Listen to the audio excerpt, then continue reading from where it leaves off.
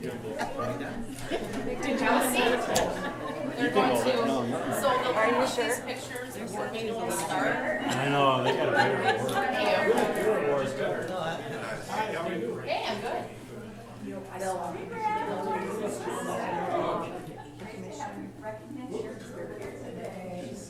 All right.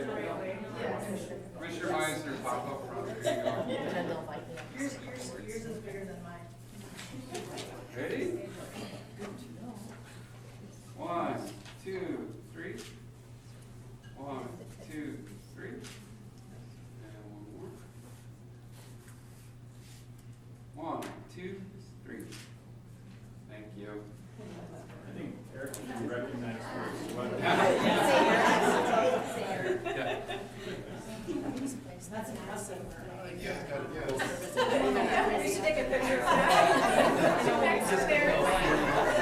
the price on the item. we're gonna put your. When I do put them up, then I'll just ask you guys just to stay as the record.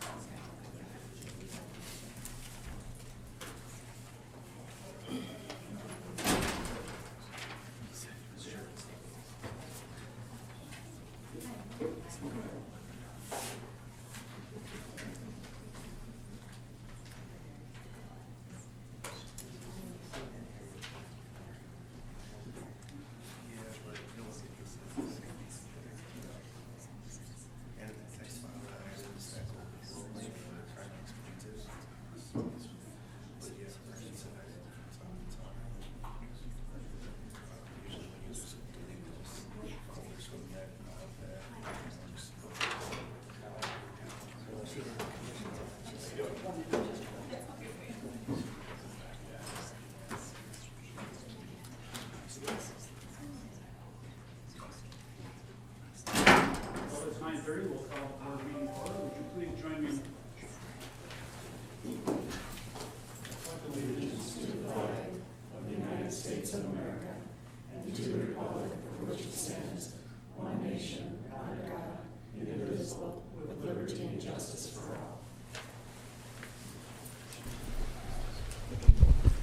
And would the clerk call the roll, please? Commissioner Look. Here. Commissioner Brassad. Here. Commissioner Schulte. Here. Commissioner Meisner. Here. Commissioner Gamache. Here. Thank you. Next item for business is to consider accepting the regular claims paid over $500 for the period ending December 6th of 2019 and purchase card claims for the same period. Is there a motion to approve? So moved. Motion by Commissioner Brassad. Is there a second? Second. Second by Commissioner Meisner. Further discussion? Seeing none, this is a roll call vote. Commissioner Brassad. Aye. Commissioner Schulte. Commissioner Meisner. Aye. Commissioner Gamache. Aye. Commissioner Look. Aye. That item passes. We'll move on to the approval of the minutes from December 5th of 2019 and December 6th of 2019 County Board meeting minutes. Is there a motion to approve both sets of minutes? So moved. Moved by Commissioner Look, second by Commissioner Gamache. Any other any corrections or changes? Seeing none, all those in favor, please signify by saying aye. Aye. Aye. Anyone opposed? The minutes are adopted.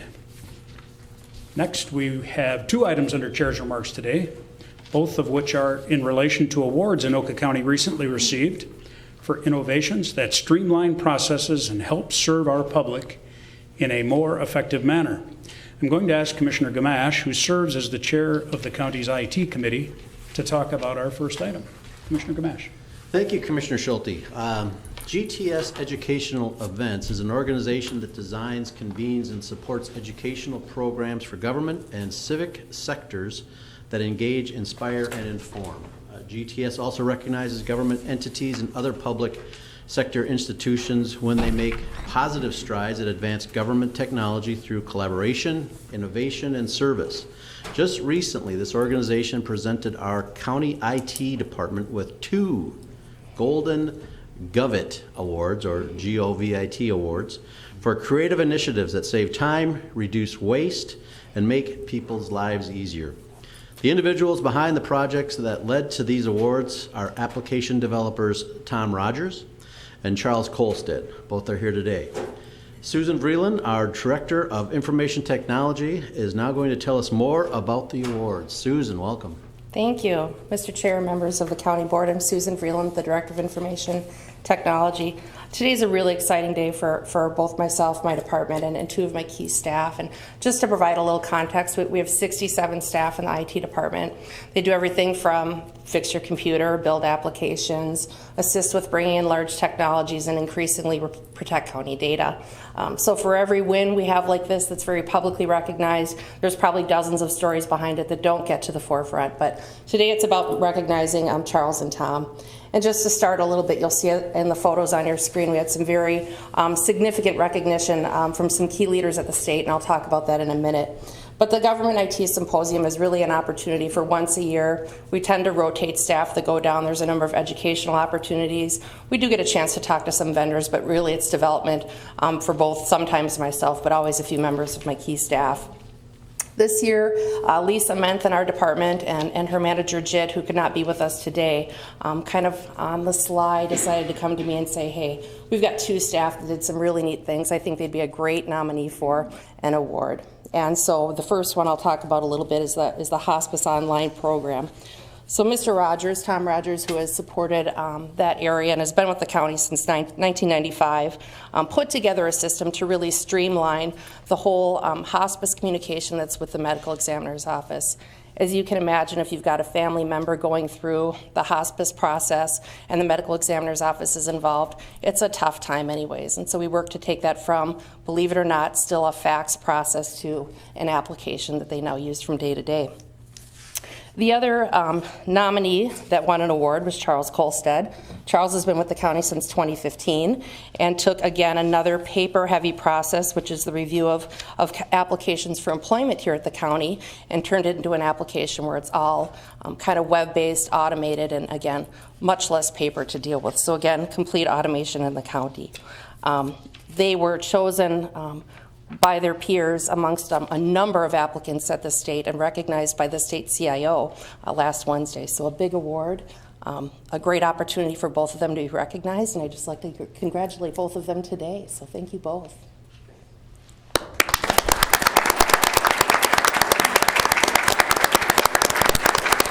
I would like to add, and just wanted to get that piece out very quickly, but a couple of the other projects that these 2 individuals are involved in.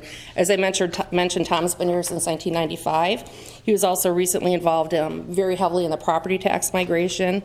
He spends quite a bit of time working with corrections on their case management system, and also works with other smaller applications, but very key to the county, such as warrants and where are warrants at in relation to the individuals in the county. Charles Kolstad has been with the county since 2015. Hasn't spent a whole career yet here at the county. We're working on that part. But I'd like to add he's also done some key things such as the kiosk for economic assistance for our clients. He also worked to develop technology for the license centers related to text-to-speech for the hearing impaired. So very talented individuals that bring a lot to the county on a number of platforms, and we're very grateful to have them. Thank you very much. Thank you. Would either of you like to make a comment? You're welcome at this time. I tried. I even bribed them with pizza. It wasn't happening. thank you, gentlemen, for your service. Yes, well, thank you, Tom and Charles, for all your hard work. That resulted in additional functionality for our Employees Relations Department and organized outside agency hospice process. I'm proud that you were recognized for these innovations by a respected organization outside of our county. I would only add that your work is that important and escalating. As we all know, IT and applications and everything else that wraps around that is not getting smaller. It gets bigger by the day and more important. And not only that, but the protection of data, all those other things that IT is involved in. We have to remember all the time that centers around people, centers around people doing our work for us. And you're just two examples of those great people doing that. So thank you again for your work, and keep up the great work. For our second item under Chair's remarks today, we're recognizing our Human Services Department for a total of 3 awards it received from the Minnesota Department of Human Services for achievement within the Supplemental Nutrition Assistance Program, also known as SNAP. Commissioner Brasted, Chair of our Human Services Committee, is going to tell us a little bit more about this item. Commissioner Brasted. Thank you, Commissioner Schulte. The Department of Human Services conducted their first ever SNAP Awards ceremony on November 21st. SNAP, formerly known as food stamps, provides nutrition benefits to supplement the food budget of needy families so they can purchase healthy food and move toward self-sufficiency. Anoka County received the following awards during the ceremony. They were the winner of the Targeted Case Reviews, runner-up for the Best Earned Income Case Note, and runner-up in the Payment Accuracy Rate. We're very proud of them and the work that they have done. I'd like to call Cindy Caesar, our Human Services Division Manager, up now, and she'll provide more information to us on the awards. Good morning. My name is Cindy Caesar, and I'm the Human Service Division Manager in Anoka County. I am just so very proud of the staff that we have in our Economic Assistance Department, and particularly the work that they've provided in this area. Receiving these awards, it just highlights the dedication of our staff, that they're focused on working with our most needy clients within our community and trying to provide, of course, for their basic needs. I'm going to have Brad Thiel, who's our Director of our Economic Assistance Department, just talk a little bit more about the awards and the process. Thanks, Cindy. Mr. Chair, Commissioners, good morning. Very excited to be here today for these awards that my team has received. And I couldn't invite all of our staff. We have staff in two buildings and 2 neighborhood centers, but I do have some of our management staff here. I would like them to stand and just be, so everybody can see who they are. Thank you. They took in the SNAP area in our audits, it's very important. If we're not paying attention, if we're not getting our error rates down, then there are some fiscal sanctions that can happen at the state and county level. So the state DHS kind of challenged us to come up with some ideas. So my staff, some of the folks sitting here, are the creative minds. So that's I think an example of I'm very proud of them, and they came up with the ideas. I give them the go ahead, and then example of just staying out of the way and let them take it forward. And this is the result of some of the awards that they received. Let's see here. The one we won was a targeted case reviews. Staff completed a targeted case review blitz called the project Instant Replay Project.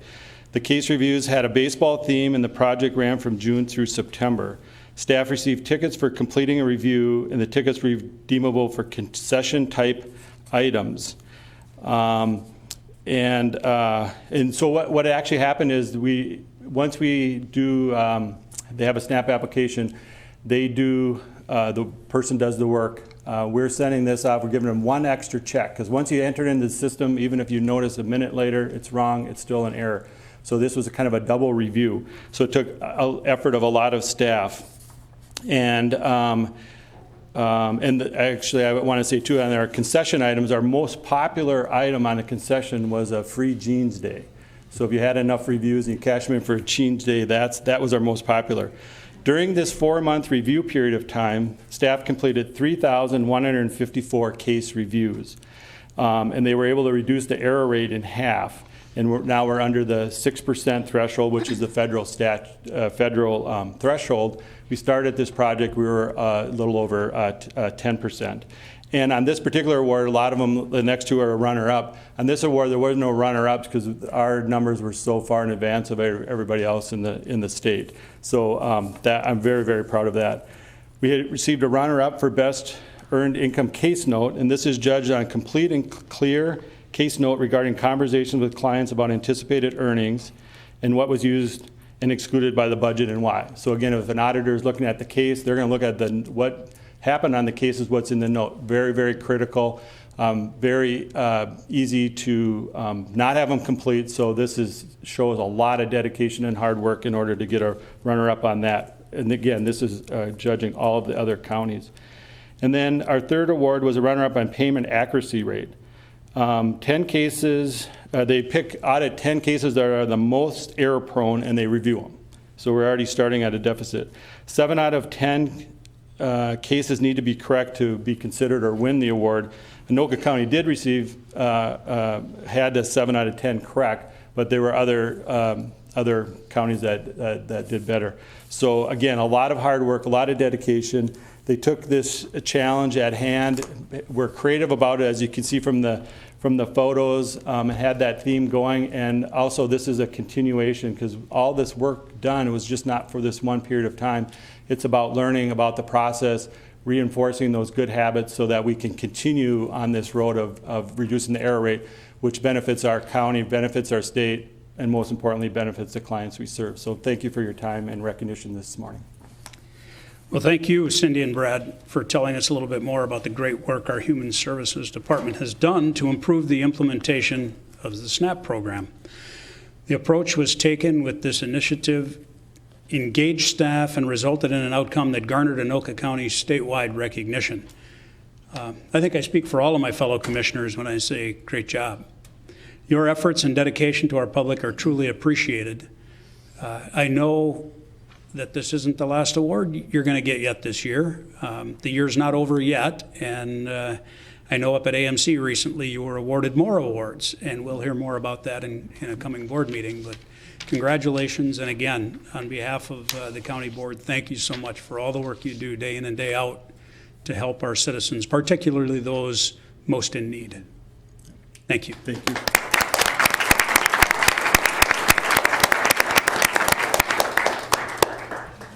Well, that does conclude our chair's remarks, and we will move on now to our committee reports, and we will start with the Management Committee report. Commissioner Brasted. Thank you, Mr. Chair. The Management Committee met on December 6th, and all items were for informational purposes only. And that concludes my report. Thank you, Commissioner Brasted. We'll now move into the Transportation Committee report. I will start out by saying we met Wednesday, December 4th of this year at a new location. We met at the the Highway Division building in the Lacaparo Conference Room. It's probably not normal in a report for me to say something like this, but Lacaparo is spelled wrong on our paper. It's spelled right, it just has a capital Q, and there's no capital Q in Lacaparo. That's just a little known fact for everybody out there that studies county trivia. So that's a small Q. I did check your conference room. It's actually accurate because every letter's capital. So you're good on the signs. With that said, I will make a note that our meetings for 2020 for transportation will be at the Highway Building in the Lacaparo room on a monthly basis. So we won't be meeting here in the Government Center on the 7th floor. I think it'll be better for any public that wishes to attend, as it's a convenient parking lot with plenty of parking and an easy building to get in and out of. So it'll be more of a user-friendly space, and Joe's team at Transportation is welcoming us with open arms. So I hope that meets with all of your approvals, and we will move forward in 2020 under that plan.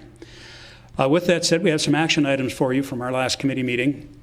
First, the committee recommends approval of a resolution accepting gifts received for annual Medlig Volunteer Recognition Luncheon held on October 22nd of this year.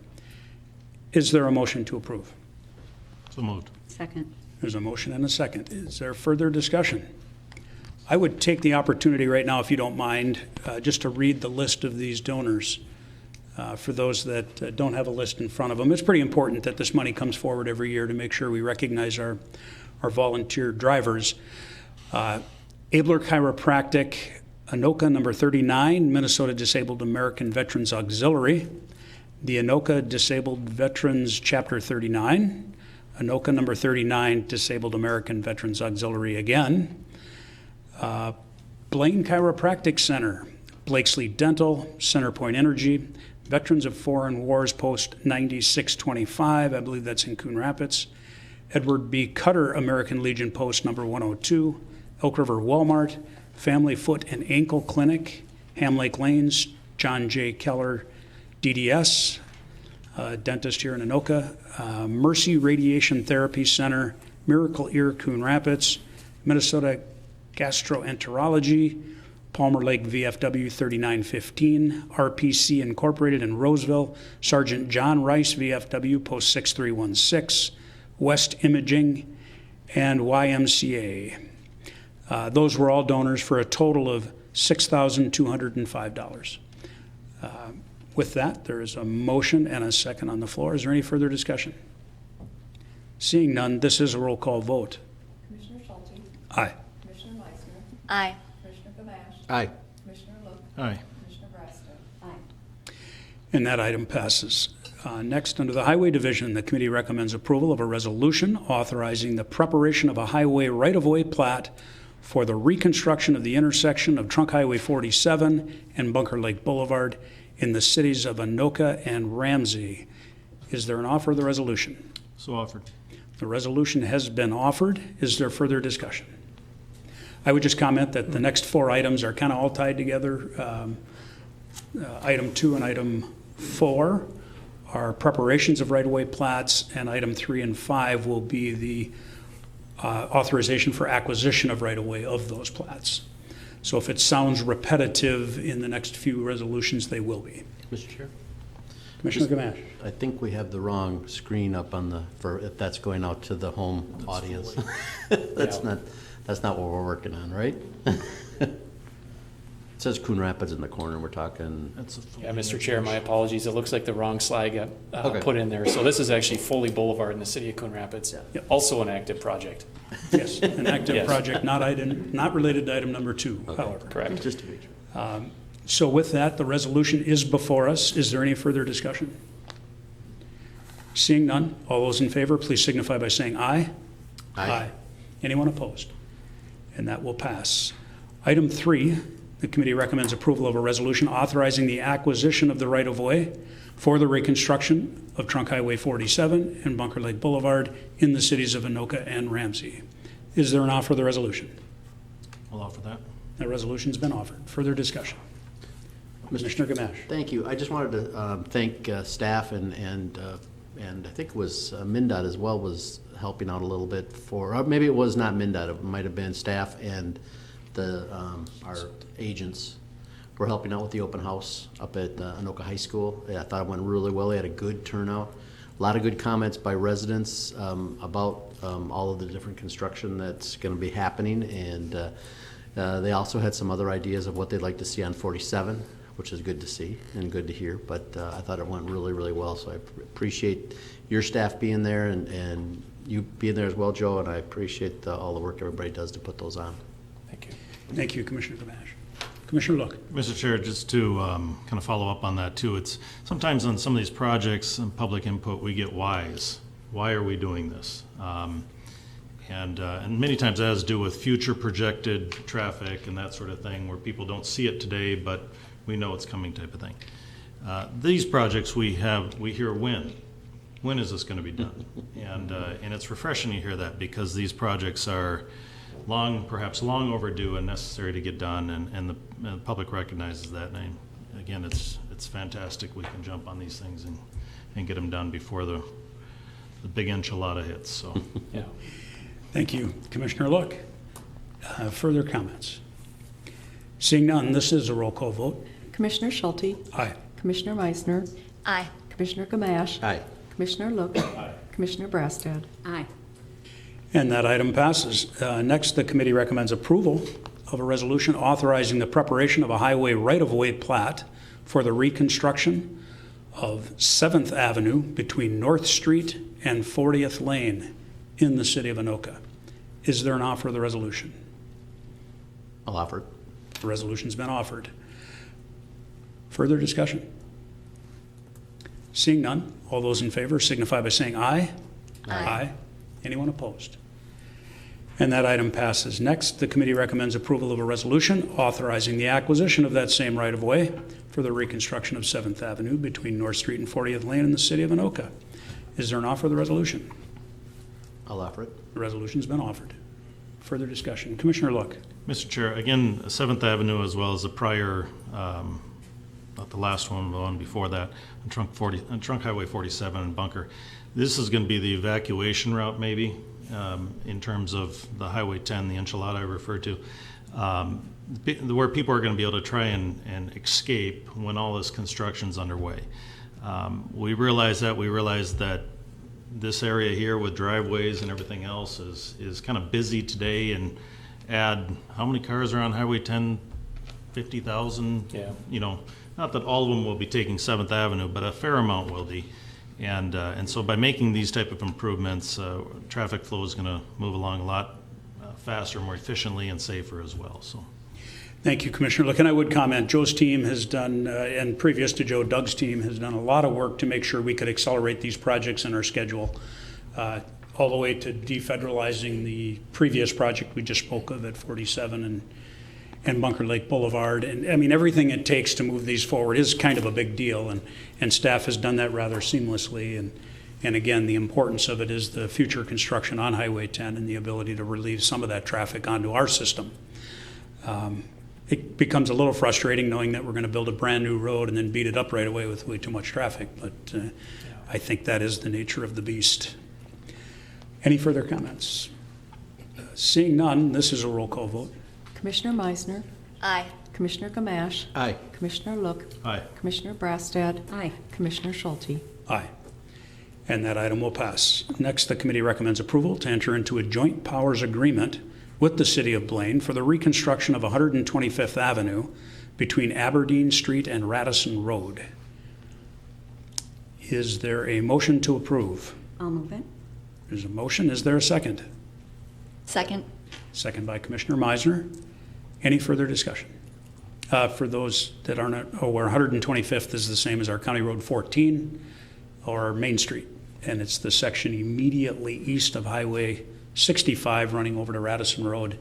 If you've driven there, you currently know it is under what seems like full construction already as they do some utility work in the rights of way. Any further comments? Seeing none, this is a roll call vote. Commissioner Gamache, Aye. Commissioner Look, Aye. Commissioner Brastad, Aye. Commissioner Schulte, Aye. Commissioner Meisner. Aye. And that item passes. Next, we'll move on to Commute Solutions. The committee recommends approval of a subrecipient grant agreement with the Metropolitan Council for the period of January 1st of 2020 through December 31st of 2024, CMAQ, or Congestion Mitigation Air Quality Funds for Anoka County's Transportation Management Organization, also known as Commute Solutions. Is there a motion to approve? So moved. Motion by Commissioner Look. Is there a second? Second. Second by Commissioner Meisner and Gamache. We'll go with Meisner. Any further discussion? Seeing none, this is a roll call vote. Commissioner Look, Aye. Commissioner Brastad, Aye. Commissioner Schulte, Aye. Commissioner Meisner, Aye. Commissioner Gamache. Aye. And that motion passes. That does conclude my transportation report. There's some informational items there you can read at your convenience. We will next move on to the Human Services Committee report. Commissioner Brastad. Thank you, Mr. Chair. The committee met on December 12th, and we have a list of items here. The first one being the committee recommends the county board approve the Anoka County Community Corrections 2020 Interim Comprehensive Plan and enter into Community Corrections Act Subsidy Grant Agreement in the amount of $5,004,306 from January 1st, 2020 through December 31st, 2021. And I'll move that. There's a motion to approve. Is there a second? Second. Second by Commissioner Meisner. Further discussion? I would only comment that is an increase of 0.33%. Just to be clear, that it's not an error. It wasn't 33% or 0.33. Further discussion? Seeing none, this is a roll call vote. Commissioner Brassad. Aye. Commissioner Schulte. Aye. Commissioner Meisner. Aye. Commissioner Gamache. Aye. Commissioner Look. Aye. And that item passes. Next item. The committee recommends the county board apply for additional grant funding in an amount of $237,779 from the Department of Human Services, Office of Inspector General for fraud prevention investigation through June 30th, 2021. And I'll move that. A motion on the floor. Is there a second? Second. Second by Commissioner Meisner. Further discussion? Seeing none, this is a roll call vote. Commissioner Schulte. Aye. Commissioner Meisner. Aye. Commissioner Gamache. Aye. Commissioner Look. Aye. Commissioner Brassad. Aye. And that item passes. Item 3. The committee recommends the county board enter into the following contract renewals for county-funded support employee services, extended employment services, and related transportation services from January 1st, 2020 through December 31st, 2020. They are renewal contracts with Achieve Services, Opportunity Partners, Opportunity Services, and with Rise, Inc. And I'd be happy to move that. There's a motion on the floor to approve 3A through 3F. Is there a second? Second. There's a second from Commissioner Meisner. Is there further discussion on the contracts? Commissioner Meisner. Yeah, just commentary. Last board meeting as well, we approved a lot of contracts, and just my appreciation for these community partners that help to serve our citizens. Thank you. Thank you. Further comments? Seeing none, this is a roll call vote. Commissioner Schulte. Aye. Commissioner Meisner. Aye. Commissioner Gamache. Aye. Commissioner Look. Aye. Commissioner Brassad. Aye. That item passes. Item 4. The committee recommends the county board enter into contract Amendment 1 with Family Services LLC for family group decision-making at $5,944.25 per month through June 30th, 2020. The contract maximum is $106,996.50, and I'll move that. There's a motion on the floor. Is there a second? Second. Second by Commissioner Meisner. Discussion. Seeing none, roll call vote. Commissioner Meisner. Aye. Commissioner Gamache. Aye. Commissioner Look. Aye. Commissioner Brassad. Aye. Commissioner Schulte. Aye. And that item passes. Next item. The committee recommends the county board enter into contract with Canvas Health for safe care and prenatal substance exposure at a rate of $8,377.86 per month from January 1st, 2020 through June 30th, 2021. The contract maximum is $150,801.48. And I'll move that. There's a motion on the floor. Is there a second? Second. Second by Commissioner Meisner. Further discussion. Seeing none, this is a roll call vote. Commissioner Gamache. Aye. Commissioner Look. Aye. Commissioner Brassad. Aye. Commissioner Schulte. Aye. Commissioner Meisner. Aye. And that item passes. Behavioral health, I think. The committee recommends the county board enter into contract renewal with Missions, Inc., doing business as Judy Radereth, for detoxification services at $220 per day from January 1st, 2020 through December 31st, 2020. Contract maximum is $385,000, and I'll move that. A motion on the floor. Is there a second? Second. Second by Commissioner Meisner. Further discussion. Seeing none, we'll have a roll call vote. Commissioner Look. Aye. Commissioner Brassad. Aye. Commissioner Schulte. Aye. Commissioner Meisner. Aye. Commissioner Gamache. Aye. And that item passes. Next item.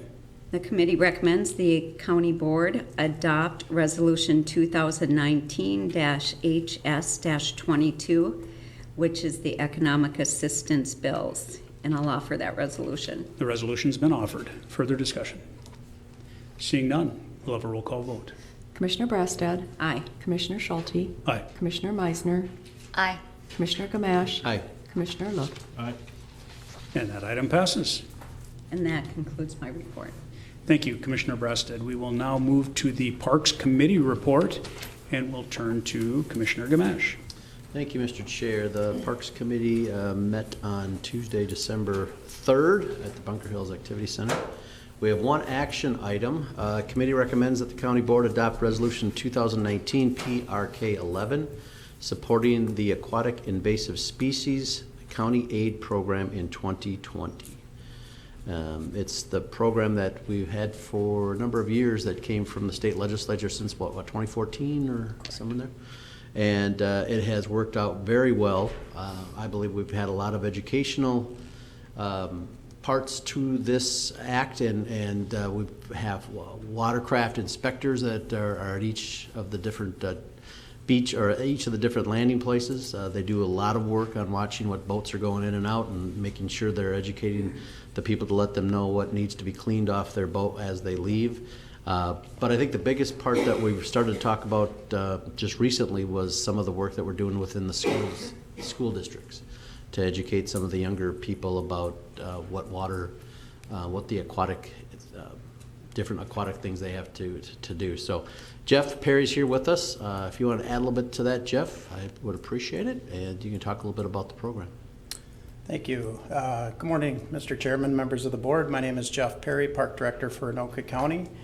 And I'd like to just touch briefly on the 2019 AIS program accomplishments here in Anoka County. First and foremost, for the field work, we hired 15 watercraft inspectors that are distributed across the county. As you can see on the map, in 5 different regions. That equated to 6,630 inspection hours across the county, with just under 15,000 actual inspections of watercrafts. The 2 primary violations are the drain plugs on the watercraft. We have seen a significant decline since 2014, since the program started, which is great news. And in terms of the plant violations, even more of a significant decline with the presence of primarily Eurasian water milfoil, either on the watercraft or on the trailer itself. In terms of the education and outreach component, our AIS coordinator created 25 teacher kits and went around to local schools and delivered programs to 4th and 5th grade students. There were 23 presentations, and approximately 670 students were engaged through this program, which is a very key component to the Aquatic Invasive Species program. In terms of volunteer engagement, the Zebra Mussel Spotters program was a program that the county implemented. This was the 3rd year of the program. We focused primarily on 9 of our largest, most heavily used lakes across the county. We recruited 59 volunteers, and essentially those volunteers are local county residents that live on the lakes. They drop down the inspection blocks and check those on a weekly basis, report back to the county, and we collect the data from there. The good news there is there were 0 positive reports for zebra mussel in Anoka County's lakes. And then lastly, the local grants program was a program that we implemented 4 years ago. We awarded 6 grants to the Anoka Conservation District, Coon Lake, Crooked Lake, Lake George, Linwood Lake, and Martin Lake across the county. So those grants are intended to do in-lake treatments and other prevention efforts associated with the program. Looking ahead to 2020, the annual allocation to Anoka County will be approximately $135,000.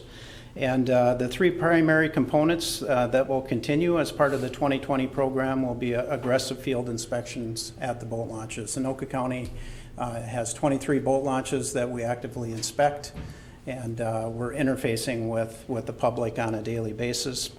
Continuing with the prevention and education and engagement program in our local schools with local cities, local lake associations, and media campaigns locally and city newsletters, et cetera, is a very key component of the program.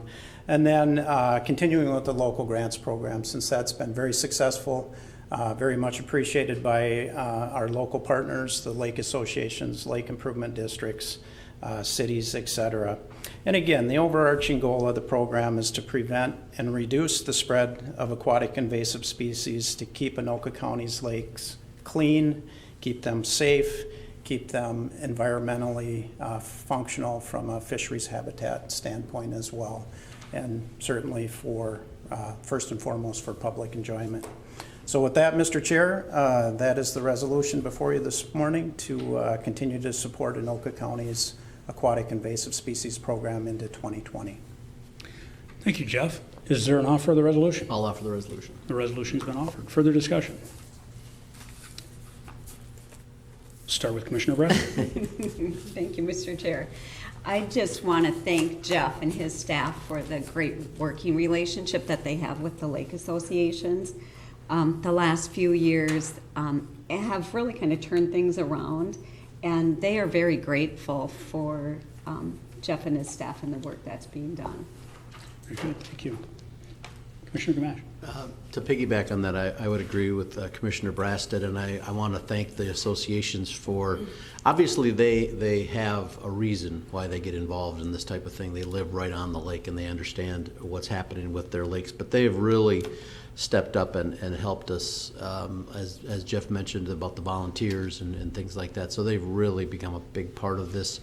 And I think this program is exactly what the legislature envisioned, and DNR envisioned a number of years ago. Now people understand a little bit, or they understand a great deal about what's happening with their lakes, even if they don't live on the lake. That they're using the lake, they're boating on it, skiing on it, fishing on it. They've seen it, and now we're educating them as to how they can help make the lakes, keep the lakes what they used to be, and get them back to what they used to be in some cases. But they understand it now, and I think we continue down this program.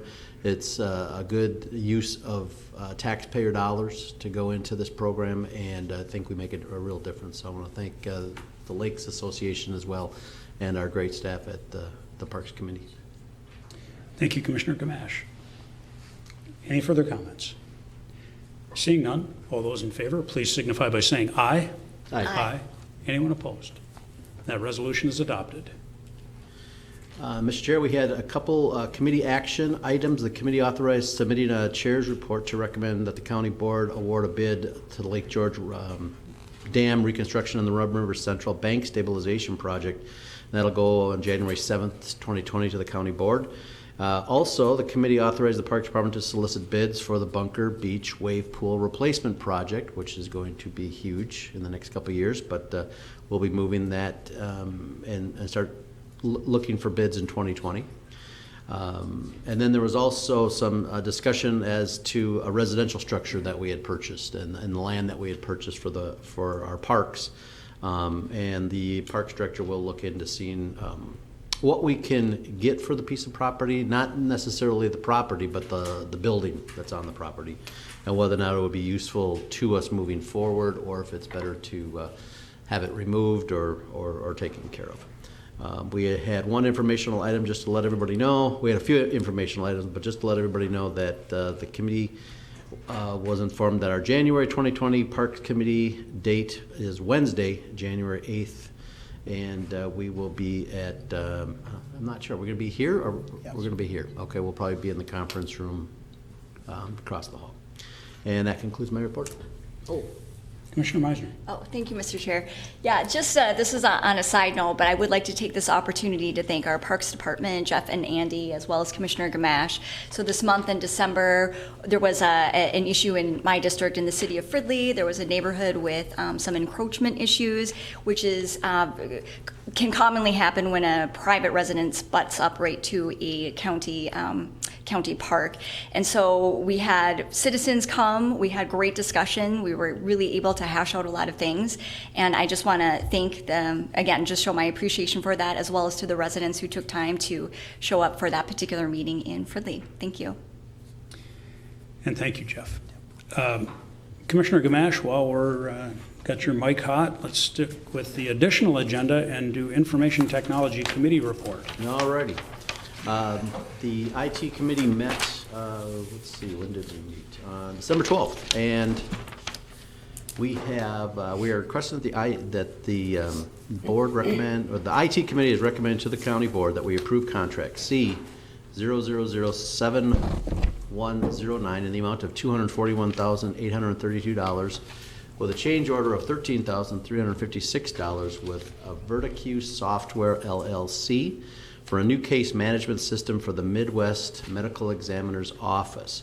Our old system has worked well for many years, but we have new challenges, technology challenges, and some of the new requirements that are out there include the ability to attach documents, images, and x-rays to a case. Currently, if a doctor needs to review a case now, they must use multiple systems to review all the pertinent information, which adds complexity to managing their case files. Verticue is willing to provide a solution that is utilized by multiple agencies in Minnesota. The doctors and staff at the Midwest Medical Examiner's Office and the staff at IT are familiar with their product, and it fulfills the requirements of the ME's office. So I will move this. And Susan Vreeland is here with us. Susan, did you want to add anything to? Let's get a second first. Okay. I got a motion on the floor. Is there a second? Second. Second by Commissioner Look. Back to you, Commissioner Gamache. Susan, would you like to add anything that I may have missed? And I'm sure there was something. Certainly, Mr. Chair, members of the County Board, I'm Susan Vreeland, the Director of Information Technology. Commissioner Gamache, you summed it up well. We do have a system in place right now. Back when our medical examiner's office had a much smaller footprint as it relates to the services they provide, the current system was actually developed by Tom Rogers, who won an award just a little bit earlier today. We acknowledged him for an award. It's more than 15 years old. It does a good job, but it doesn't accommodate the footprint size the county has expanded to, but two, the need to attach x-rays and other visual files and videos to certain cases. We did take a look at, maybe we take the application that we currently have in place, maybe we modify that and we enhance that to add some of that value. The manpower and the amount of time it would have taken to do that, commissioners, would have, one, had the current system unavailable, and two, it wouldn't have been feasible from a length of time or a length of effort perspective. So we really knew we needed to look outside of the county for this system. We started this process a little under 2 years ago. We kind of went low and slow. We knew what we had was working, and the doctors out at the ME's office all have day jobs, so we wanted to take our time with this. We worked together in championing an RFP process that really is the standard for the county. We vetted a number of options and landed on Verticue. This is a cloud-based solution, which we always vet as being an option depending on what's best for the county. That really made the most sense here. In the case of the cost, one thing that you'll note that's a little different from how we typically do things, we always have a slight change order when it relates to the implementation, if there's something we missed or something we needed to add on to the work effort for the project. And that dollar amount is in the amount of $5,890. In addition to that, one thing that we haven't done in the past is attached image files in our current case system related to a particular case. They're stored in another system. With this solution, all of those images, pictures, x-rays will be attached to every single case, and because it's in the cloud, there's a cost for those storage fees. So I'm requesting today an additional change order amount on top of the contract of just under $7,500. And what that'll give the medical examiner's office the ability to do, because they are growing and because they are bringing on so many more entities, if those case files expand, if they're adding on a lot more data, we'll have the ability to accommodate that storage cost over the next 5 years. And I'm pretty comfortable that we've got a good cushion there. We won't use it unless we need it, but it's there in the event that those case files continue to expand.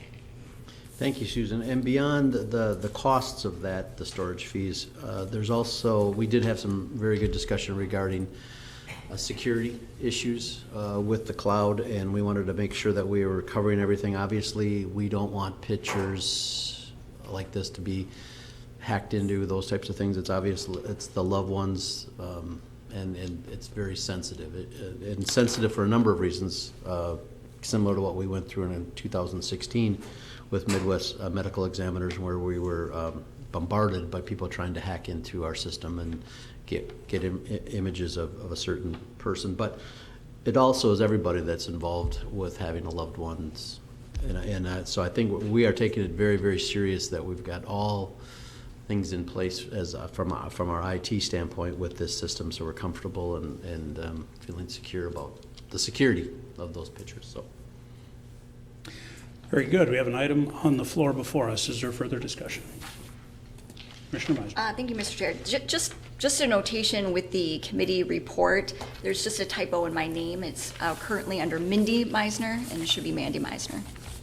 Mr. Chair, Commissioners, and I apologize, I should have noted that prior to the meeting. I did see that posting of the agenda, so our apologies for that, No worries Commissioner. at all. Thank you. Further discussion? Seeing none, this is a roll call vote. Commissioner Schulte, Aye. Commissioner Meisner, Aye. Commissioner Gamache. Aye. Commissioner Look, Aye. Commissioner Brassad. Aye. That item passes. And that concludes my report. Thank you, Commissioner Gamache. How about we jump into Property Records and Taxation Committee Sure. report? Thank you, Mr. Chair. We met on December 12th as well, and we have a resolution authorizing the county, Anoka County application for a Minnesota voting equipment grant funds. This is something with the Office of the Secretary of State. $2 million has been appropriated to the voting equipment grant account, and grants of up to $5,000 per precinct. And Paul Linnell is here with us, our elections manager, and he can talk a little bit more about the details, but it's always nice to be able to get some grant money around election time. Paul, welcome. Absolutely, yeah. Thank you, Commissioners, for having us. The resolution before you would authorize us to apply for this state grant funding that was appropriated in the 2019 legislative session. It would be the intention of the county to use any grant funds towards the purchase of ballot marking devices, which as of 2005 are required to be in place in every polling place across the country. It's a federal requirement. And the equipment that we've had in Anoka County was purchased in 2006, so it's reaching the end of its life cycle, and we've known replacement has been needed for several years now. But in October of this year, there's a new product that got certified at the state level, so we would actually have an option that is compatible with our current voting system that would allow us to make that replacement. So the timing of the grant funding, along with that certification, works well with what we're looking ahead towards in 2020. Thank you. And I'll move it. We have an offer of the resolution. Is there further discussion?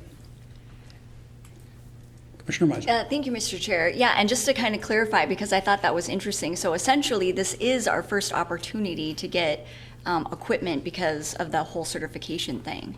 Exactly, yeah. So So Anoka County did replace its ballot counters in 2013. So it's relatively new equipment that functions well, and we want to continue using well into the next decade. And so this would be the first time that a ballot marker, the assistive voting device, is compatible with that voting equipment. Perfect, thank you. Further discussion? Seeing none, this is a roll call vote. Commissioner Schulte, Aye. Commissioner Meisner, Aye. Commissioner Gamache. Aye.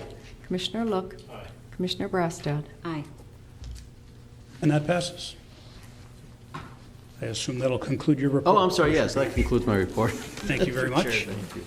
No problem. We'll move on to item 8 on the agenda, where we'll consider Resolution 2019-144, designating the Port Authority to implement and administer a project-assessed clean energy improvement financing on behalf of the county, and providing for the imposition of special assessments as needed in connection with that program. Karen, you're going to explain that to us, right? Mr. Chair, Commissioners, sure, I'll go through and explain it. The Port Authority is actually the Port Authority of St. Paul. They originally received some funding from the legislature back a decade or so ago, and then have done some bonding since then to keep this program growing. They administer the PACE program for many of the counties in the state. I think there's one or two other small groups. They approached us about a year ago asking if we would be interested in working with them. We wanted to do an analysis of would there be a real benefit for us and for our businesses, because this only applies to businesses. So we took a quick look at it and had some questions for them. The key questions that we had were, what happens if a business should foreclose or go on through foreclosure? Does the funds that were granted to the business, is that an obligation that the county would have to pick up? The answer was no. We also, at the direction of our property tax folks, asked them the same question about forfeiture. Forfeiture is a little bit different kind of an animal with this program. A special assessment is likely to be negotiated, and when the property is sold, placed back on to the sale price or onto the property for the new owner. They've promised that they will work with us in property tax and make it as reasonable as possible. But some of these buildings are going to have significant loans granted to them. Like other programs that we have here at the county, the loan will be made up front. The St. Paul Port Authority will be doing all of the underwriting. Our job here at the county is to fill out the forms, get them to property taxes, so the loan can be assessed to property taxes, and then the payments are made twice a year when taxes are collected. And then in the event of a forfeiture, obviously we would work very closely with the Port Authority and property taxes to make sure that we kept everything as smooth as possible for that process. Other than that, we couldn't find any reason not to participate. We are one of the last metropolitan counties to do so. As I stated earlier, this is a program only for businesses, although there is some federal legislation trying to extend it to single-family homes as well. But I think as long as it's a business project, certainly is creating economic development opportunities. Most of the grants made are tied to solar energy. Some other replacements can be HVAC systems, windows, anything that actually does have a significant energy benefit. With that, I would be happy to answer any questions. Thank you, Karen. Any questions for Karen? Commissioner Luck? Mr. Chair, we reviewed this in the HRA committee and had some questions then. I think most of those were answered. The question I have now is the cost to the county in terms of staff time processing this, managing it, case of foreclosure or forfeiture or whatever, the amount of time that might be involved in that. Is there a reimbursement to us for this at all, or is this just kind of going to be for property taxes and department, here's an additional, issue for you to handle? Excellent question, Chair, Commissioner. We do not receive any reimbursement from the St. Paul Port Authority. They're managing this program on our behalf. The amount of time to place these assessments on the property is minimal. We don't expect that we would have a lot of staffing time in this program as a whole.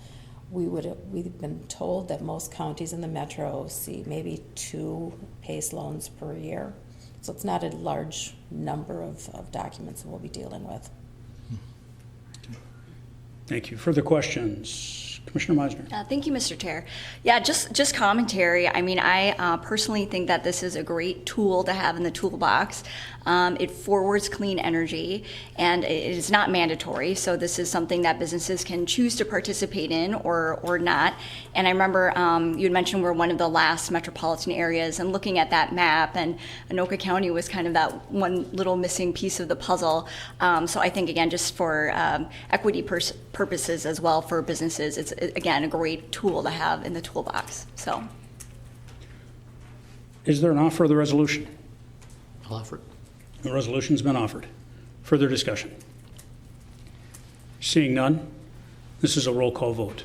Commissioner Meisner, aye. Commissioner Gamache, Aye. Commissioner Look, Aye. Commissioner Brassad, Aye. Commissioner Schulte. Aye.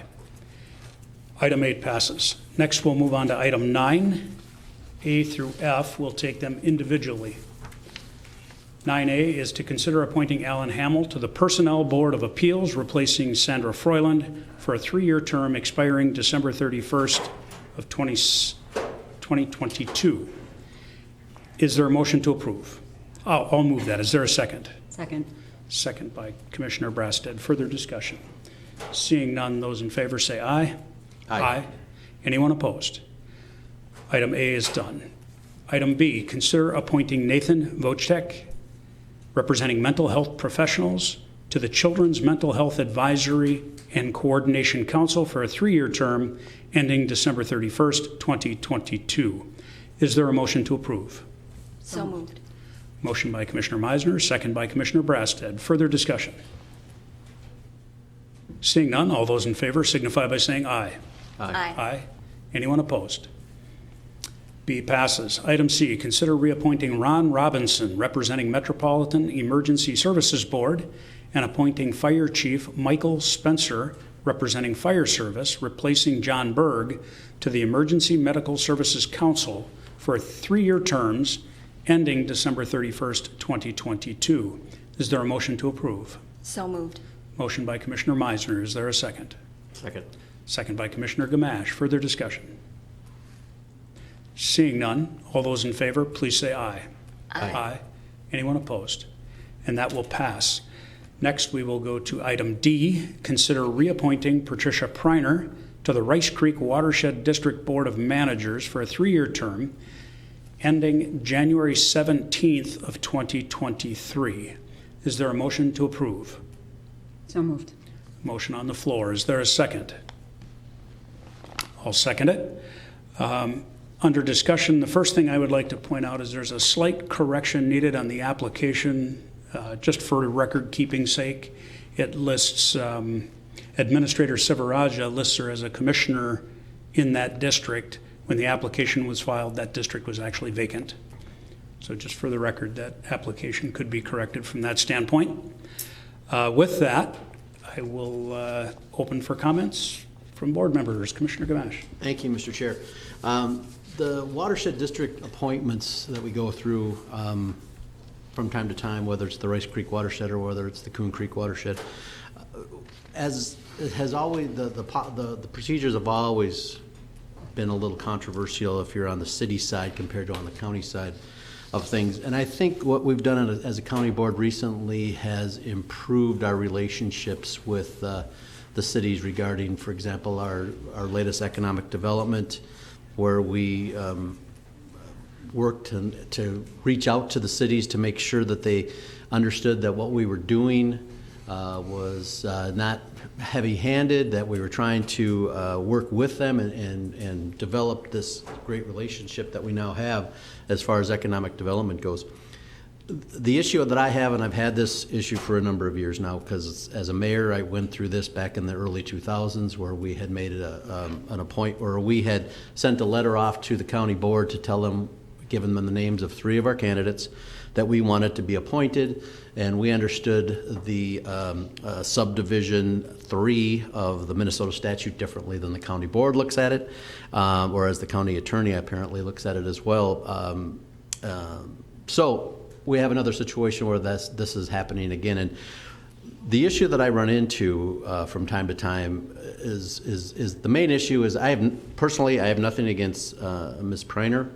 I don't know her that well. I've met her a couple times, but I think she's probably doing an okay job in that role, and I don't have any issues with that going forward. But it's something that we look at as cities to say, well, we gave you 3 names, which at the very first part of this little subdivision of this ordinance or of this statute says, if you give us 3 names, we shall appoint somebody. And then at the very bottom it says something to the effect of the county commissioners may appoint any managers from towns and municipalities that fail to submit a list of nominees as well. So there are 2 ways of looking at this from what I can see as well. But I'd like to see us do a couple things regarding Coon Creek, regarding the watersheds. And I think we've done this more in the Coon Creek watershed just from my time here, because I've been involved in those discussions because it's in my district.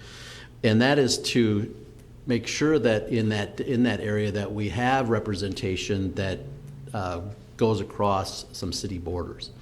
That would be something I think that would be valuable to us because, for example, the Rice Creek watershed goes all the way from Columbus down to Hennepin County, including cities like Fridley and Spring Lake Park within our district, and Lino Lakes, and Circle Pines, and others, Lexington, and I think a portion of Blaine as well. So there's a large area that we're talking about, and right now I believe both of the people that we have that are appointed there both live in the city of Columbus. And I think there's a value in spreading that out. And I know that we've had that discussion when we've talked about the Coon Creek watershed, is to have people in different areas of the county. Now, it's not necessary. It's not part of the count or the state statute, but I think it's good policy. And especially when we have a city that's come up with 3 names that they felt were that would fit within that. And would do a good job in that role. Now, I've also understood that the Rice Creek watershed currently has 2 cities in their watershed that no longer use the Rice Creek watershed to do some of the work, and maybe have a third city coming in, and possibly in Mounds View. And that's, for me, that starts to send up some flares and some signals about, okay, what's going on over there, why are they having issues. Now, the cities have more personal contact, I believe, with these watershed districts. When they're talking about development, when they're talking about roads in their area, especially development in their area, they're going to be dealing with these people pretty much on a daily basis. And I think that's why we, as the county, do not have quite those contacts. We may have the contacts with our highway department on some issues, but beyond that, we don't have that development going on. And I think it's important for us to listen to what the cities are telling us. And that's why I would like to see us do this differently in that regard. I don't like to get involved in the watershed district issues too much. I would prefer that that's coming from the cities because, as I said, I believe they're the ones that are more involved in the day-to-day and right there on the ground working on those things. But I think there are some things that we should do and we should look at to make sure that we are listening to the cities when they do give us a list of people they would like to see, a possible list of people they would like to see on there as their representative. And that's my comments. Thank you, Mr. Chair. Thank you, Commissioner Gamache. Further comments? Commissioner Meisner. Thank you, Mr. Chair. So the watershed district is one of these areas that I'm not very well versed in or educated, but you bring up a lot of interesting questions. So I guess my question procedurally as our county board, since we have the end authority to appoint people, do we have as a board then, whether that's a workshop or some other discussion besides just commentary when we do have to appoint somebody? Are we able to do that? Because I would like to further explore the points that Commissioner Gamache talked about. I would say the majority of the time we defer to the commissioners who represent those districts elected-wise. So, Okay. for instance, District 6, Right. County Commissioner District 6 Yeah. encompasses most of the Rice Creek Watershed District, and normally would defer to the commissioner from that district to have the conversation to decide, are you fully satisfied with your current representation, and are they willing to reapply? Are they reapplying? In this particular case, Pat Preiner was reapplying, he's very interested in serving, and has done a remarkable job over the years. As I looked at their past budgets, I looked at her past work on that board, and I was impressed and pleased with her service. And if she was willing to continue, as chair of the board, I took the authority to represent District 6 in this particular case. And I did have a conversation with Commissioner Brasted as well. Her district abuts that district. And we talked about it at length and decided that if Ms. Preiner wanted to reapply, that we would entertain that application over and above any new applications that came in, and we wouldn't go through an interview process. If it was a vacancy, we would absolutely have had a commissioner conversation deeper, and we would have had an interview process. But in this case, I deemed it not necessary, and I was the one that made that decision. Our options today is this reappointment is on the table, and we will We'll vote on it as is unless somebody changes it or strikes it, excuse me, in the way of a tabling or something like that. But it would leave the watershed district in a little bit of a lurch without an appointment into next year.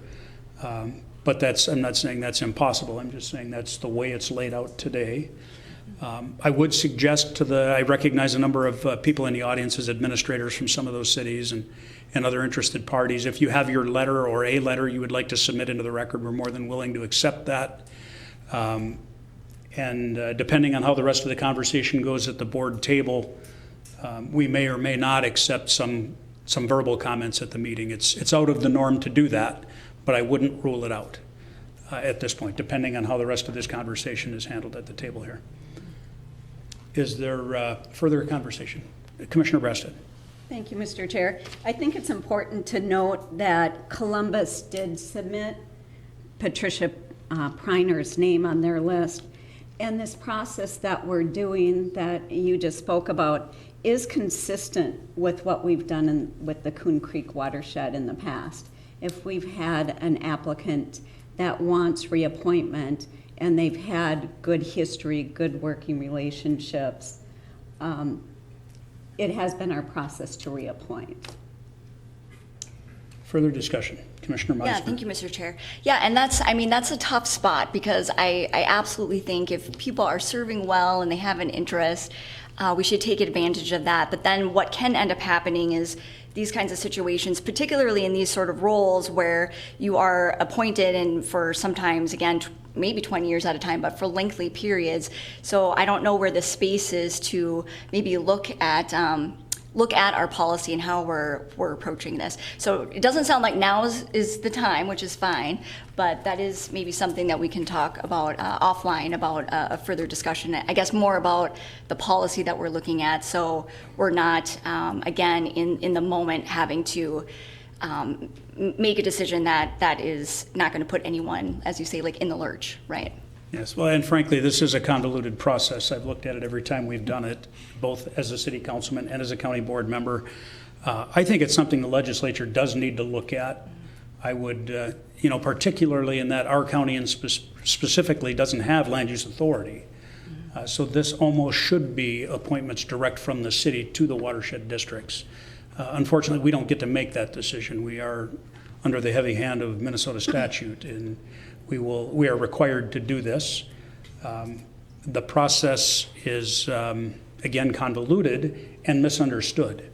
And I never intend to throw attorneys under the bus, but I would say that even attorneys disagree on what this says.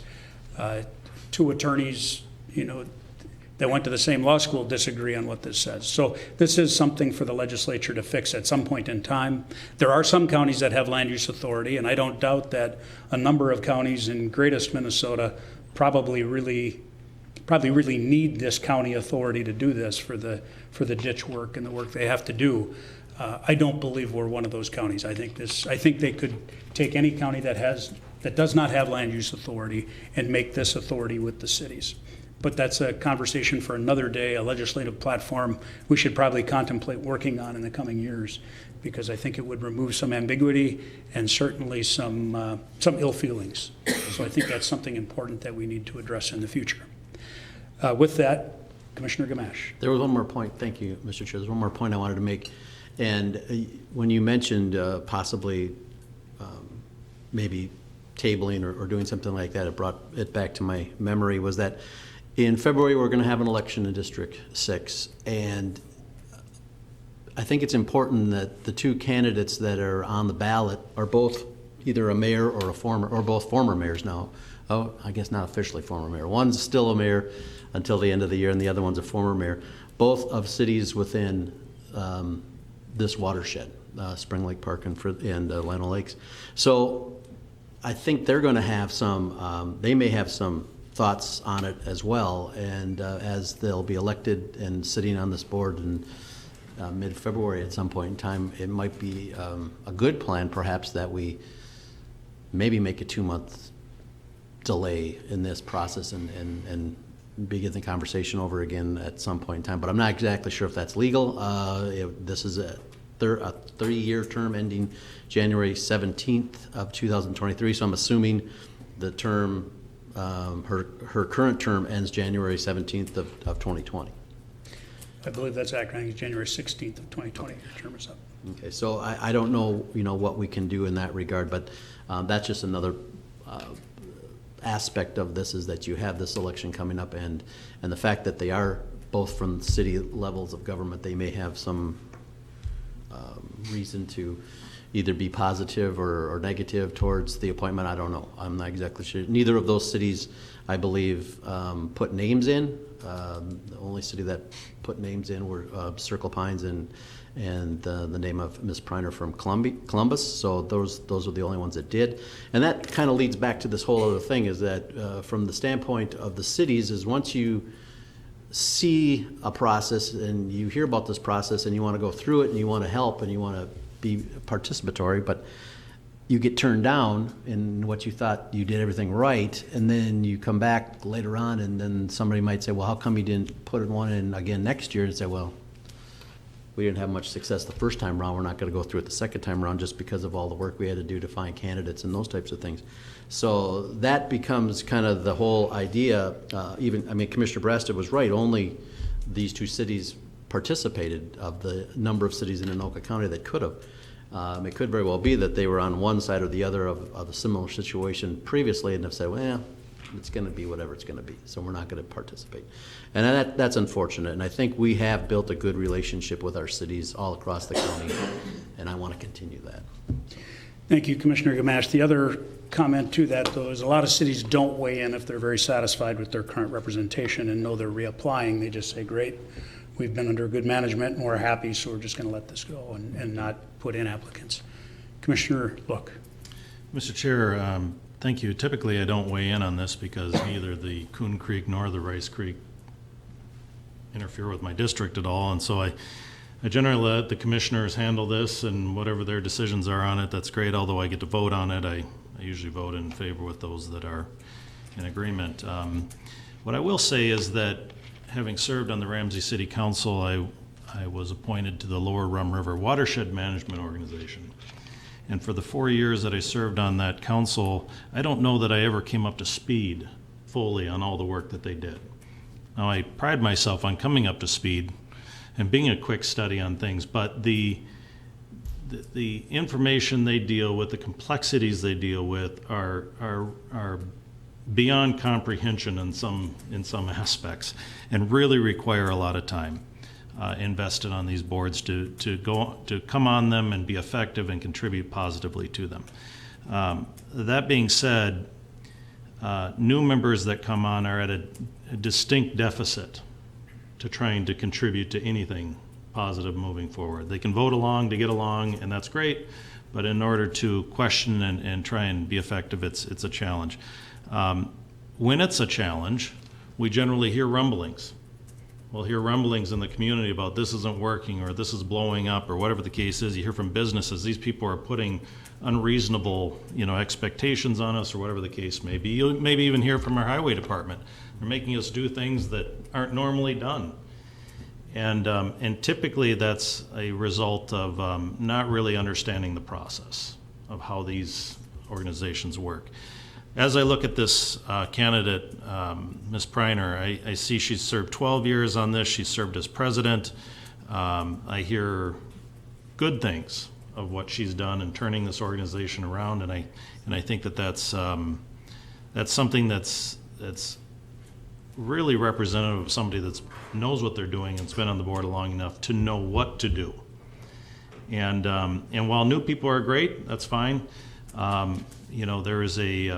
There's a knowledge, a historical knowledge that really has to be taken into account on some of these boards and is really valuable. And when people retire with that type of historical knowledge, now you're scrambling to try and replace that. So by way of comment, I wanted to throw that in there, that I don't really want to influence one way or the other on this, as it doesn't represent my district, but I do, having served on the Lower Rum River Watershed Management Organization, I do value experience in these areas. It's paramount. Thank you, Commissioner Look. I am going to extend a brief opportunity for the cities that are here that are within that district to comment at the microphone if you're interested. This is a rarity. We don't do this often, but in full transparency, I want you to have your day here so we can hear what you have to say, and the public can hear as well. Just be respectful of our time, and we'll be respectful of you. Chair and Commission, I'm Patrick Antonin. I'm the City Administrator for Circle Pines. We have submitted a list of nominees for the board. We feel our city would like to see a change. We found 3 very qualified people that want to serve. They filled out the applications. We passed a resolution.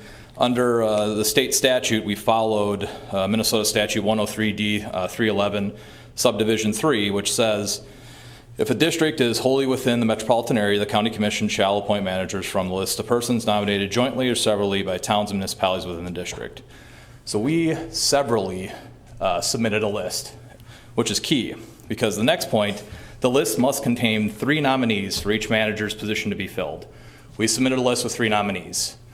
Severally, Columbus submitted a list with 1 nominee. So that is not a list, according to what our city attorney's opinion has been, and from what the Board of Water and Soil Resources, the Executive Director, John Jaski, I spoke with him last night, and he agreed that that is the correct interpretation from the state aspect of the state statute. So that being said, we feel that our list should be the only list considered in this instance because we did follow state statute.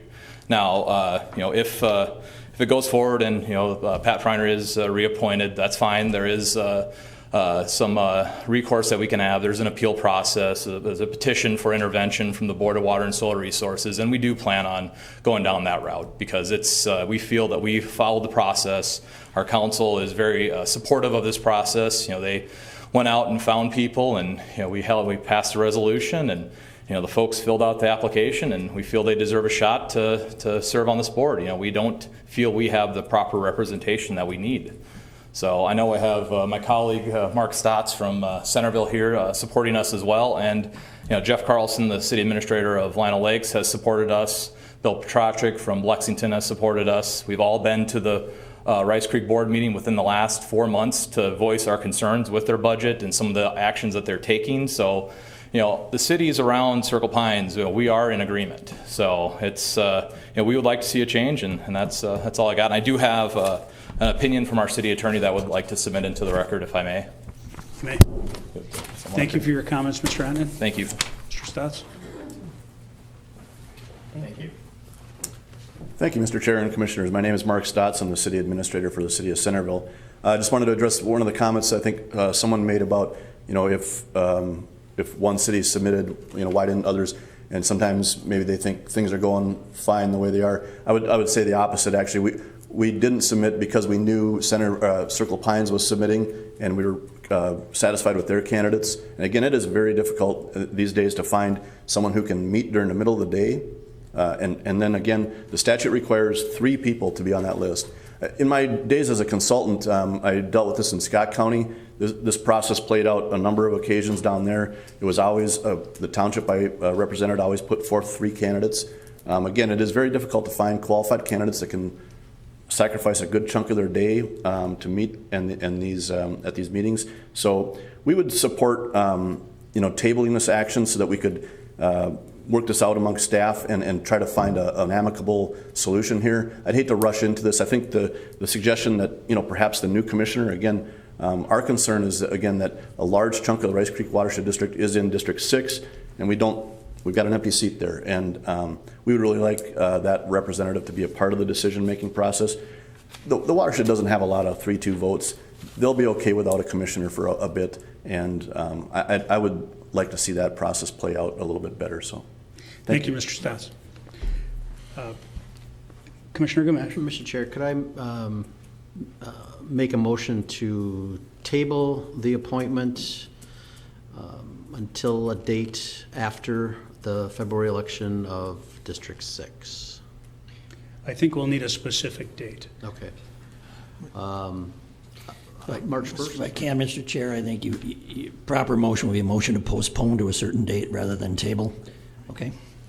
I'll make a motion to postpone to March 1st, 2020. I'm just not sure if that gives us enough time, but for all of the different 60, 90, 30-day, whatever it might have to. I think we'd want to do it in conjunction with a board meeting as well. Okay. The 25th would be the soonest board meeting. 25th of what? Of February. Either February 25 or what's the March? The March is March 10th. March 10th. Okay, I'll make the motion then to not table, what was it, to?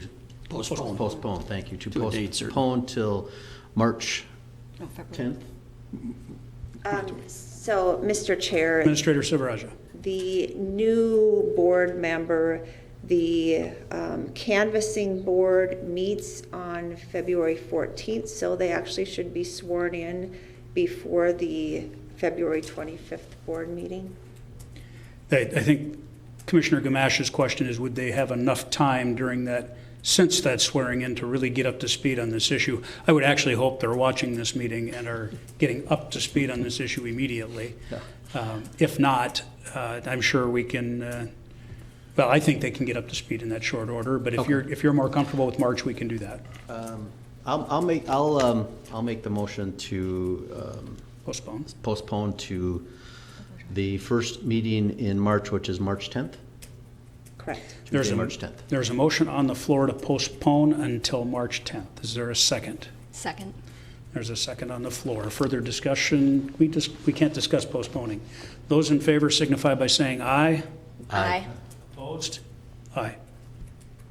Mr. Chair, I think there was a motion on the table that we didn't vote on. A motion to postpone would supersede the motion on the table. So the motion on the table originally was to approve Pat Priner. It was seconded. We were under discussion. There was a motion to postpone to a date certain, March 10th. That motion was seconded by Commissioner Meisner. There is no discussion. We moved to a vote, and I think we'll poll that vote right now. And I will turn to the clerk to call the roll. Commissioner Gamache, Aye. Commissioner Look, Aye. Commissioner Brassad, Aye. Commissioner Schulte, No. Commissioner Meisner. Aye. So that is postponed. We will entertain this at our first meeting in March. So item D is postponed, the reappointment of Pat Priner to the Race Creek Watershed District. We can't discuss that item, but if you have another item you'd like to discuss, Commissioner Look. Mr. Chair, I don't believe it's discussing this item, but I would ask, based on those that came up to testify or give testimony on this, that they send us some information. The statement was made that there's not very many 3-2 votes, so that means there's not a lot of disagreement, but that there isn't adequate representation, or that the people on there aren't representing well enough, or something to that effect, and I'd like a lot more clarification on that, because if there's disagreement with the current representatives, then we need to be aware of that. And so far, we haven't, I mean, the statement's been made, it's been put out there, but there's no supporting documentation to that effect. So long as a statement is made like that, now we're going to need some information to Yes, thank you, Commissioner Look. clarify that. And for clarification, we will have a representative in District 6 that will weigh in heavily on this decision, and perhaps the rest of us can bow out of this discussion a little ways and let that person spearhead this and figure out the right route for District 6, and we can weigh in on March 10th. And only Sony. one other item, Mr. Chair. I mean, the county attorney's office certainly is not in agreement with the objection by the city of Circle Pines in terms of statutory interpretation, just for the record. Okay. Understood. Thank you. With that, we're going to move on to item E, consider reappointing Robert DeRoche, representing District 2, to the Community Corrections Advisory Board for a 2-year term ending December of 2021. Is there a motion to approve? So moved. There's a motion on the floor. Is there a second? Second. Second by Commissioner Gamache. Further discussion? Seeing none, all those in favor signify by saying aye. Aye. Anyone opposed? That'll pass. Next, item F, we'll consider reappointing Paulette Kostek to the Minnesota Extension Committee for a 3-year term expiring January of 2023. Is there a motion to approve? So moved. There's a motion on the floor. Is there a second? Second. Second by Commissioner Meisner. Further discussion? Seeing none, all those in favor signify by saying aye. Aye. Aye. Anyone opposed?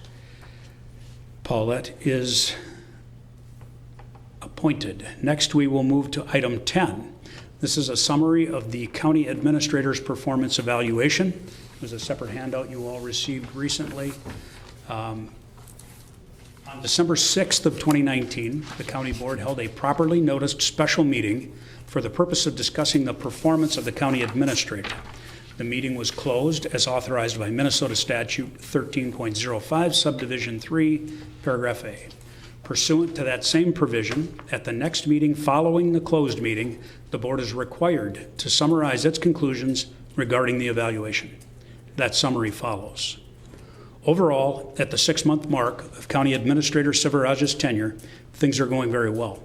The transition from the past administrator has gone smoothly and things have run efficiently. There is agreement that the county has not lost any ground or moved backwards since Ms. Sivaraja began as county administrator. Some of the specific topics discussed related to performance are as follows. In the area of providing information to the board, Administrator Sivaraja has done a good job of providing information in a timely manner when asked for information. She consistently circles back to make corrections when a commissioner misses something. An important improvement in this area would be to anticipate what basic or background information would be important to provide new commissioners who may not already have the requisite knowledge base to get up to speed without some assistance. Administrator Sivaraja has done well leading budget discussions and understands how important it is to begin budget discussions early in the year. Feedback from the department heads have been positive. Administrator Sivaraja has shown a willingness to improve some old processes and do things in new ways if there's a benefit in doing so. She has done a good job of relinquishing the policymaker role and embracing the new role of policy implementation. Pursuant to her employment contract, section Roman numeral 3B, the county administrator will receive the same salary adjustment granted to other regular county employees, which is a 3% raise. On a 5-to-1 vote, with Commissioner Look dissenting, the board approved an additional 3% increase to the administrator's salary pursuant to section 3D of the employment contract. Ongoing reviews will now be conducted annually as of the December 6th evaluation. And in those evaluations, we will be using some new criteria, including feedback from department heads and division managers via a vehicle we haven't set up yet, perhaps some type of online survey, something I'll be working closely with the ER department, Employee Relations Department, to implement to make sure that we get a good round feedback from everybody. And we will do this annually henceforth. That concludes my verbal comments, and you do have a written copy of that in front of you for the record. And I will turn to my fellow commissioners now for their comments on the evaluation and your thoughts. Commissioner Meisner. Thank you, Mr. Chair. And thank you for adding to the piece that we're working on in terms of department head staff. I think it's very important that we get that information in an anonymous fashion as well. And so I am appreciative. I believe actually it was Commissioner West who brought up that subject in the first place. And so I heavily advocated for that. And then just the other thing too that I talked about with this session was we talked about specific topics discussed about the performance review, but it would be, and I believe we're going to be talking about this going forward as well, but to come up with some very specific, what is performance criteria for this particular role, rather than just kind of organically, how do we feel, which is important, but I think the measurable aspects also need to be part of that and agreed upon by the whole board of what that looks like. Yeah, I think it's fair to say that this is a synopsis of the meeting, yeah.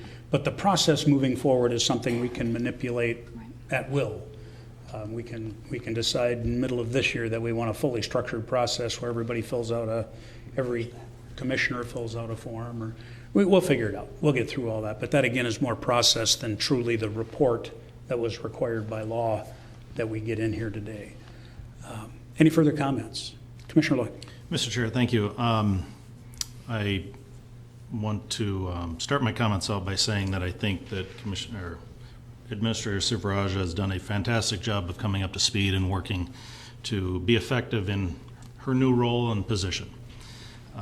She came with a lot of experience of the inner workings of Anoka County, and that is certainly playing out. When we established the contract and talked about a 6-month review. I think that's responsible.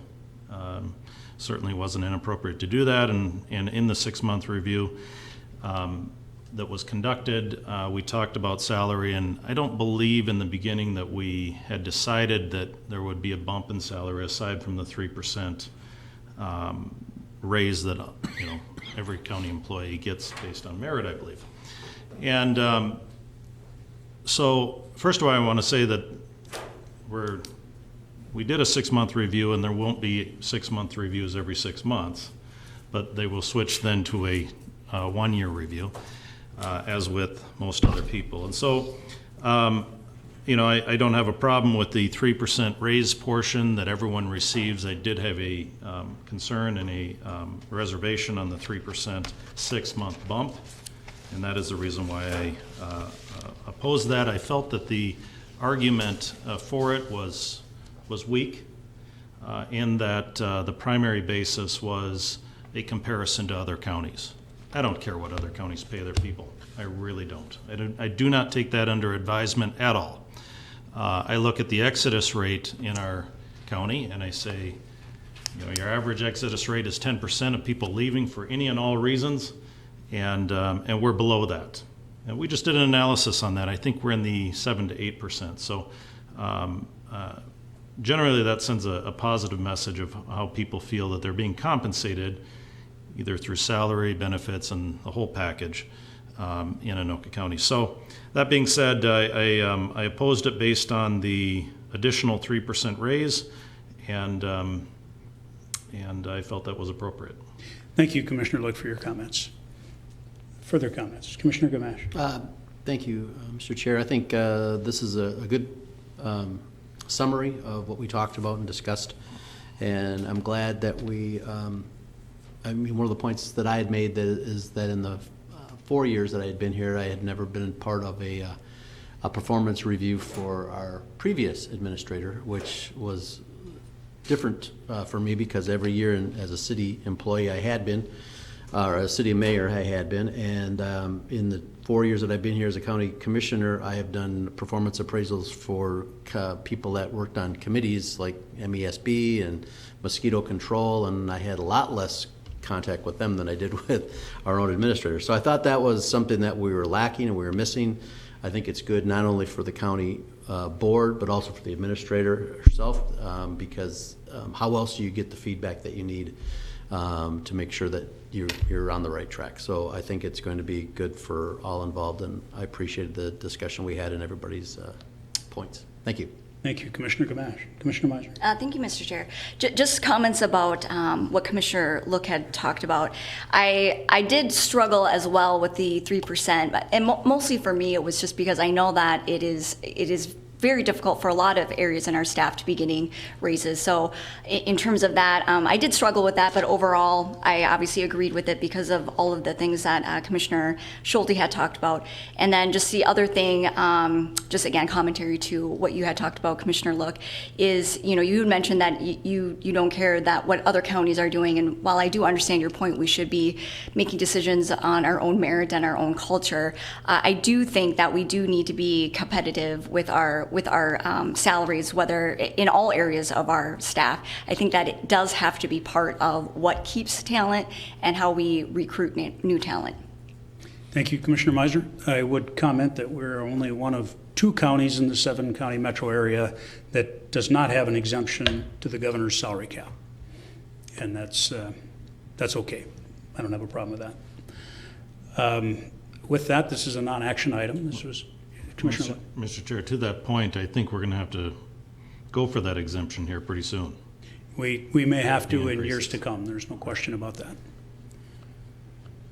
Any other business to come before the county board? Seeing none, we are adjourned. The HRA will meet here in this room